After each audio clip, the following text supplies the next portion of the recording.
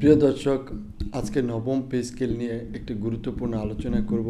আমরা নবম pay scale বিষয়ে চারিদিকে বিভিন্ন ধরনের কথা শুনতে পাচ্ছি। তার মধ্যে যেটি বেশি আলোচিত হচ্ছে যে আগামী জুন মাসের বাজেট অধিবেশনেই নবম পে স্কেলের জন্য একটি বড় ধরনের বরাদ্দ রাখতে চাচ্ছে বর্তমান সরকার, যেটা সরকারি চাকরিজীবীদের বা কর্মচারীদের মাঝে এই বিষয়টা নিয়ে একটি আশার আলো। কারণ সরকারি কর্মচারীরা এই অনেক দিন ধরেই তাদের এটা দাবি।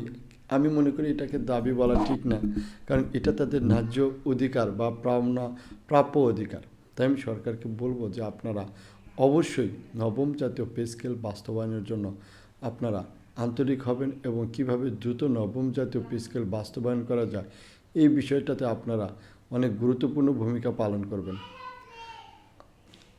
আর নবম জাতীয় পে স্কেল বাস্তবায়ন হলে দেশের থেকে দুর্নীতি কমে যাবে, দেশ থেকে সুশাসন নিশ্চিত হবে এবং দেশে যে প্রশাসনের যে অস্থিরতা সেটা দূর হবে। নবম জাতীয় পে স্কেলটা কিন্তু একটি গুরুত্বপূর্ণ। এর অন্যতম আরও একটি কারণ হচ্ছে যে 2015 সালে যখন অষ্টম জাতীয় পে স্কেল ঘোষণা করা হয়, সেটা 2015 সাল থেকে বর্তমানে হচ্ছে 2026 সাল। এই 11 বছরে বাংলাদেশের প্রত্যেকটা সেক্টরে প্রত্যেকটা দ্রব্যমূল্য থেকে শুরু করে প্রত্যেকটা কাজের বিশেষ করে মূল্যস্ফীতি 2 গুণ থেকে শুরু করে 5 গুণ 10 গুণ পর্যন্ত হয়ে গেছে। কিন্তু 2015 সালে তারা যে সীমিত বেতন, সেই বেতন দিয়ে বর্তমানে কিন্তু তাদের চলা অনেক কষ্ট, বিশেষ করে যারা শহরাঞ্চলে নিম্ন গ্রেডে চাকরি করে তাদের যে মাসিক যে রুম ভাড়া এবং গ্যাস বিল থেকে শুরু করে তাদের পানির বিল এবং বিদ্যুৎ বিল এইসব দিতেই তাদের বেতন চলে যায়।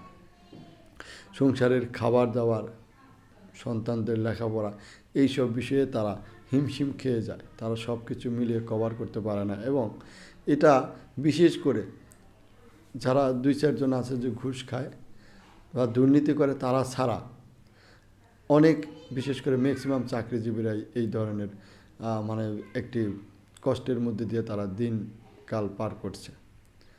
সরকারকে এই বিষয়টা অনেক গুরুত্ব দিয়ে দেখতে হবে। সরকারি চাকরিজীবী একটি দেশের মাথা। কারণ একটি সরকার তখনই সফল হতে পারবে যখন একটি সরকারের যে সরকারি কর্মকর্তা কর্মচারীরা রয়েছে তারা যখন আন্তরিকভাবে কাজ করবে, তখন কিন্তু একটি সরকার অবশ্যই সফলতা লাভ করবে।